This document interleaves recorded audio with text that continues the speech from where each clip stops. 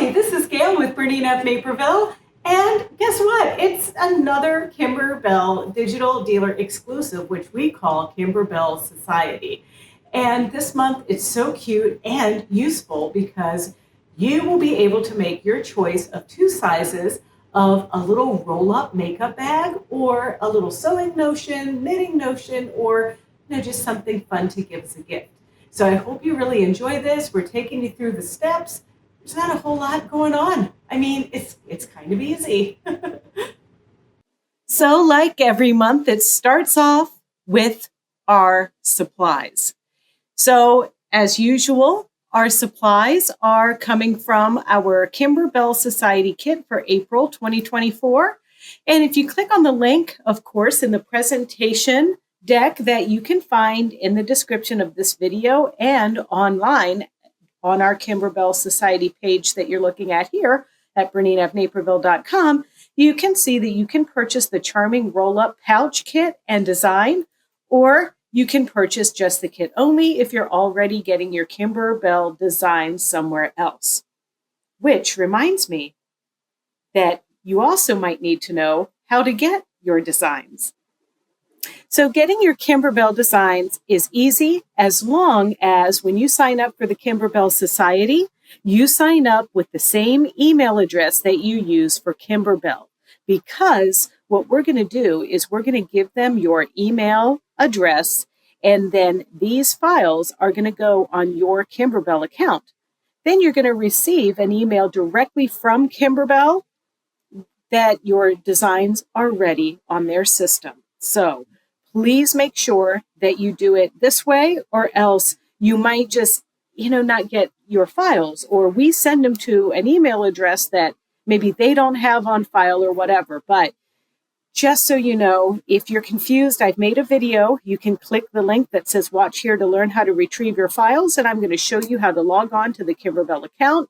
I show you how to get your files, and I show you how to send them to your machine. So hopefully that will help you out. And of course, if you have any questions whatsoever, you can give us a call at 331-472-4231. Now, back to the supplies. So this month you're getting 2 fat quarters, 1 fat eighth, and some vinyl. Now you're going to have enough fabric to make 1 roll-up organizer, maybe even 1 of each size. And then we're also including a decorative white zipper and white ribbon. I have made, for the sake of this video, I made the size that's the 8x12 project, and that was all done in the BERNINA Jumbo hoop. But you might not have a BERNINA 880 that can use the BERNINA Jumbo hoop to its full capacity. So in just a few minutes, I'm going to show you how you can actually reduce the size of the large file to fit in your maxi hoop, which is the largest hoop for the BERNINA 7 series. That's including the new 790 Pro. And then in the Kimberbell instructions that's on the PDF that come with their designs, they have their cutting chart for how you're going to cut your different fabrics.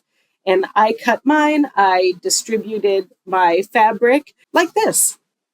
As usual, I'm working with the Isocord thread. This is 40 weight polyester thread. And we have apple butter, that's the dark, harvest, that's the medium, and ghost white, which is the light. And you're going to need to wind a bobbin for each thread color. And BERNINA 8 series owners, you are going to thread the bobbin for regular sewing on all the designs and color changes. Some other supplies, I had talked about the jumbo hoop for the larger designs for this project, and the files are going to need to be altered if you pick this design and want to use it on a BERNINA 7 series machine. And if you want to make the largest design possible on the BERNINA 5 series, your BERNINA 5 series folk, you're going to reduce your file size by 25%, and that's going to fit with the maximum size that you can get in the BERNINA Mega hoop. Otherwise, for the smaller file, you can simply use the BERNINA large oval hoop, and that is going to fit both the smaller bit and the roll-up bit, because this month's project is actually 2 hoopings. You're going to make that quilted pocket lining, and then you're going to do the roll-up. You're going to need a hand sewing needle and thread. I used stabilizer tape, and I also tried my new favorite product, the 505 glue stick. In this particular circumstance, the stabilizer tape won. And just a reminder, we are not including the stabilizer this year with our Kimberbell digital dealer exclusives, but what you're going to need this month is the medium cutaway stabilizer and, like I mentioned, the paper tape. Also, we do have bundles available for you. So when you're looking at your presentation deck, all you have to do is click the Buy Now button if you need to replenish your stabilizers. One of the items that's not in the stabilizer bundle is project batting. So Kimberbell project batting gives dimension, texture, and stability to a variety of projects. It's thin, soft, and pliable, and it's cushy but not too cushy, which makes it very easy to create your embroideries with. But this month, we are using it to add a little bit of poof to the roll-up pouch. If you, we do not sell this product here at the store, but I've given you a little link. If you want some actual Kimberbell project batting and you click this link, it's going to take you to Kimberbell's site where you can buy it and we get the credit for it. However, I'm using scraps from our leftover from some of our quilting projects, and I'm using the bamboo batting, and it worked just fine. You might also have batting scraps, and so please feel free to give that a try and see what you think. Now on to our design prep. So like I mentioned, if you're using a Bernina jumbo hoop on the Bernina 880 Plus, there's no file prep needed. However, if you only have a maxi hoop and a Bernina 7 series, I want you to reduce the second hooping, that's the larger one right here. We're going to reduce that to 95% of the original size for it to fit in the maxi hoop. Let's have a look and see how this works. So you can see when you bring this jumbo hoop file in and you have the maxi hoop on your machine, it doesn't fit. So if you select the little I button here and we reduce this size, I'm clicking my enlarge reduce button and I use the top knob to reduce it, 96% will actually do it, but I gave it one more little bit. So 97 is too large, 96 is getting there, but just a little bit more wiggle room there. So now it fits in the hoop. So now what I want to do is save this. So I'm going to go to my folder and put it in my little heart folder. And what I'm going to do now is save it to the hard drive of my sewing machine and then select the green check mark. Now we did that by 95%, correct? So now we have to pick another design, which is on our USB stick from transferring, and we're going to pick this one. That one is already fine. It goes great in the large hoop, but proportionately, we have to make it fit. So now we're going to click the I button, enlarge reduce, and we're going to do it by 95%. Now, one thing to please keep in mind is every time you enlarge and reduce in this aspect, you want to make sure that you have your proportions locked. Unlocked is where the little link isn't highlighted, and locked is when the link is highlighted. And now we're going to save this one as well back onto the hard drive of our machine where it can live next to its little playmate there. I've cut all of my pieces out from the kit, and I am going to pre-hoop all of my stabilizers. Now, here's my medium cutaway in the large hoop because the first thing that we're doing is we're making this pocket. It's the lining of the vinyl zipper pocket. And so there is my little piece of bamboo batting that I'm using, and ultimately we're going to be stitching a piece like that. So the first thing with this lining pocket design is you're going to stitch a placement line just on the stabilizer so that you can place down either your project batting or your batting scrap. Once I place down the batting, we're going to do a tack stitch that's going to hold that batting into the hoop. And then it's going to be time for me to pull out my little applique scissors and trim that batting right along the line around all four sides. And then we're stitching another placement line, and that's where we're going to put our fabric.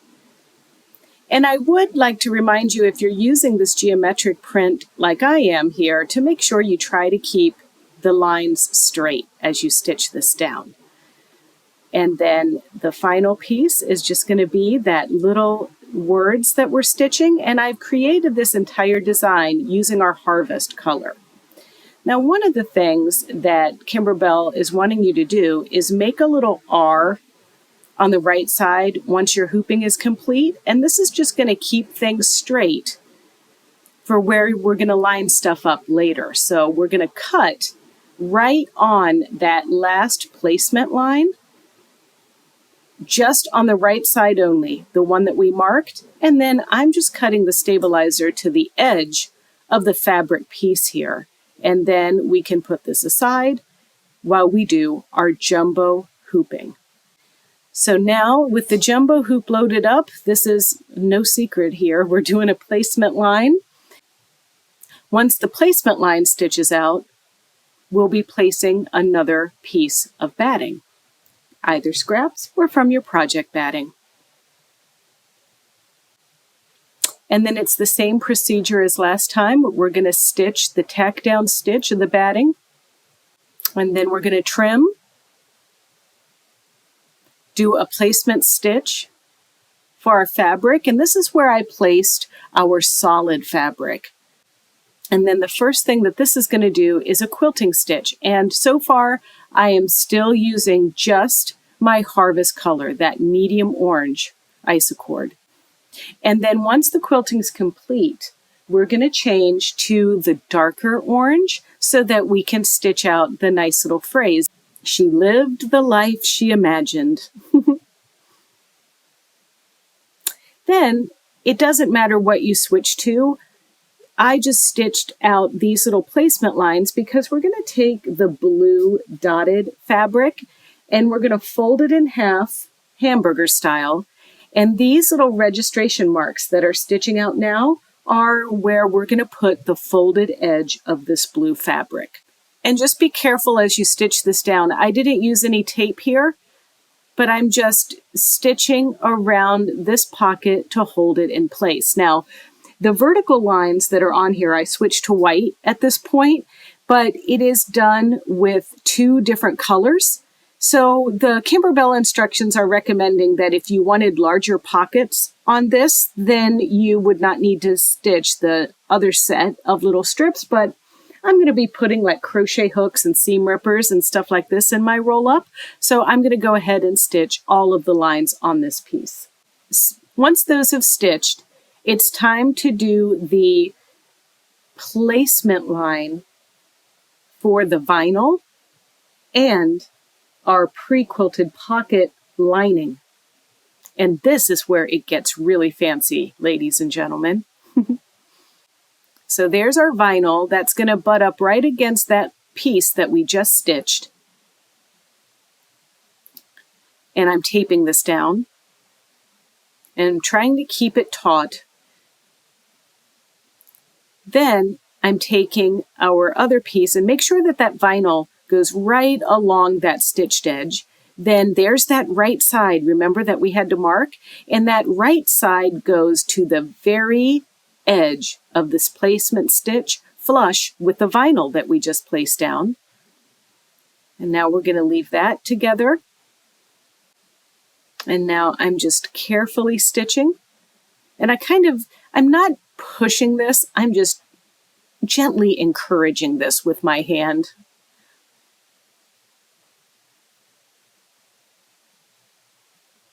And the machine is doing a triple stitch here because this seam needs to be pretty strong. And once this stitch is out, we're going to remove our hoop from the machine, but not the project from the hoop.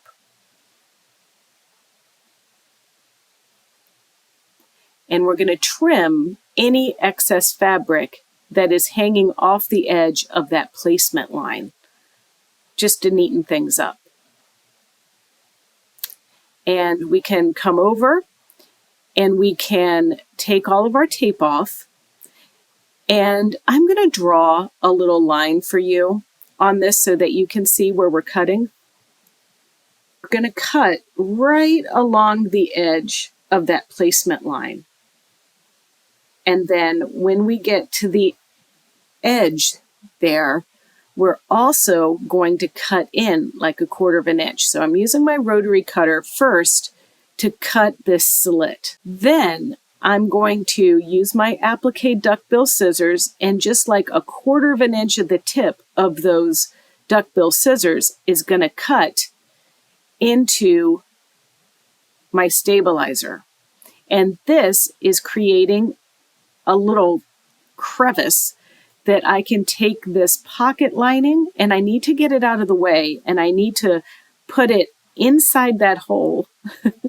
And then I need to tuck it away under the hoop. So we need to place our hoop upside down to do that.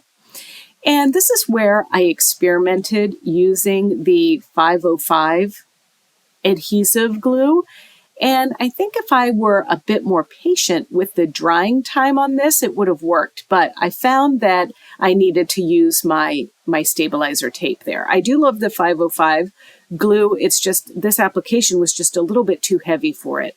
So I taped the vinyl into place so it doesn't wiggle around on me. And then it was time to stitch the vinyl into position. And I had to do this very carefully, pulling up the threads to get started. And then I'm just stitching the vinyl to the stabilizer at this point. I had to stop it to trim my threads. And then I also wanted to just kind of put a little pressure down on this hoop while I stitched this line. And I did slow the speed of my machine down just a little bit.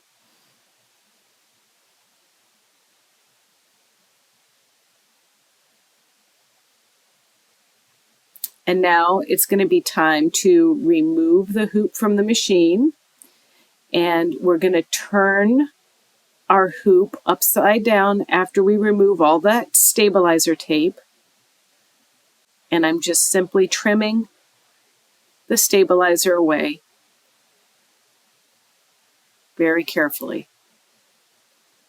as not to cut the vinyl.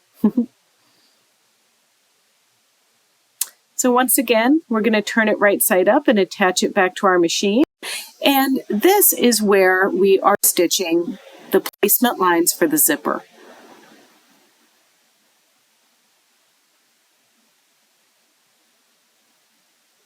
And I found that the Kimberbell instructions were not quite working for just how I interpreted this.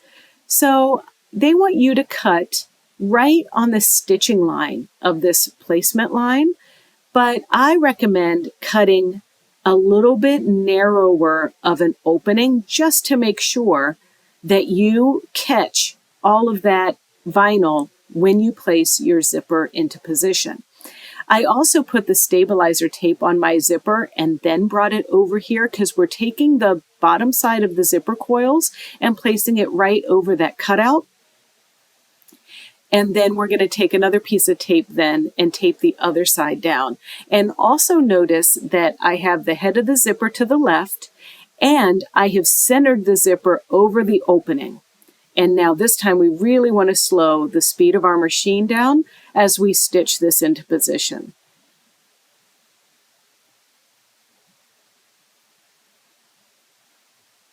And see how my machine is going really slowly. And I also was mentioning that the zipper head, you want it to be way off of your stitching area, just like you want the bottom of the zipper with that little metal clasp to be way away from your work too, because we don't want to accidentally stitch through those things.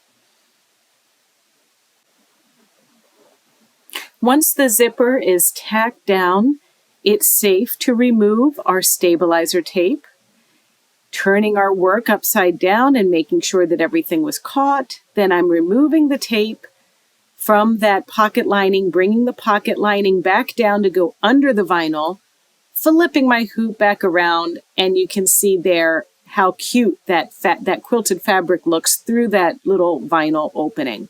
And it's important at this point to unzip the zipper halfway because we don't want to sew our bag shut. And then I take that over to the machine to stitch that opening down, or that flap down. And now we have a quick little placement stitch that we're using so that we can sew our ribbon. And we're going to take that ribbon and fold it in half. And we're going to take the folded edge of that ribbon and we're going to place it about 1/4 inch beyond that tack down stitch. And then I gently hold my work into position while I stitch this little tack down piece. Once the ribbon is tacked down, you'll also notice that I taped the ribbon into position inside the hoop there, just because we don't want an accident. And now our final piece is going to be our outer bag.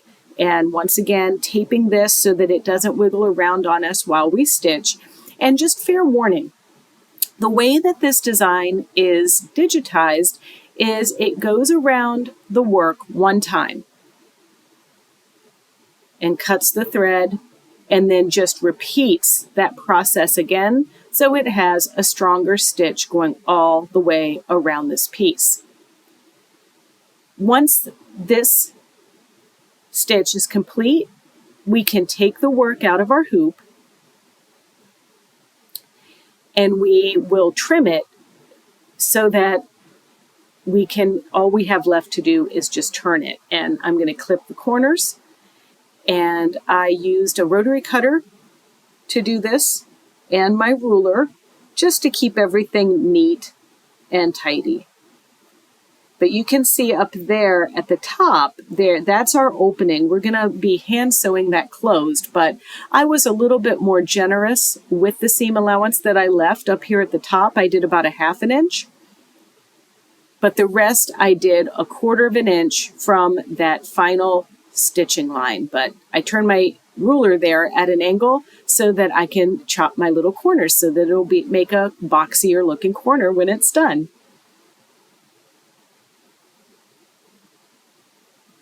You might need to give that little zipper area a little bit more muscle, and be careful. Obviously, anytime you're using a rotary cutter like this, we don't want anything to slip, and we certainly don't want to cut our fingers or anybody else's fingers. And then let's just turn this baby inside out and give it a good pressing before we do our hand stitching.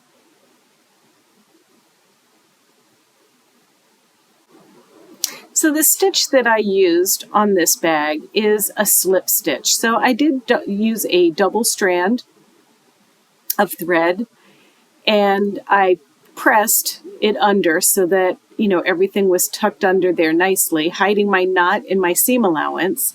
And then I just kind of wiggle my needle back and forth, catching a little bit of one side, a little bit of the other. It's a little bit different than a whip stitch, and I think some people might even call this a ladder stitch, but I'm not the greatest at hand sewing, but I think I can handle maybe the 5-inch opening that this little bag has. I suppose if you didn't want to do any hand stitching, we could have taken this over to the machine and stitched about 1/16 of an inch away all the way around the roll up. And that would have also been fine. But, every once in a while I feel nostalgic and I grab the needle and thread. And then it's done. And look how cute this is. It holds all of my little marking tools and my seam ripper and my awl and some USB sticks and all of that. And then I can just wrap it around and tie it in a pretty little bow. And remember last month when I had you do the drawstring bag, we put little cord ends on that. You could put the cord ends on this ribbon too. That would work.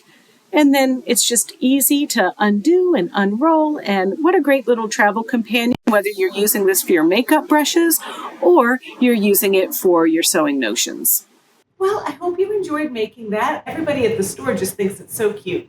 Well, if you want to see more videos like this one, don't forget to check out our BERNINA of Naperville YouTube channel. It's easy. It's youtube.com/BERNINA of Naperville, and there you can like, comment, and subscribe. You can also sign up for our Kimberbell Society right on our BERNINA of Naperville website, which is BERNINAofNaperville.com. So come on, let's sew something together.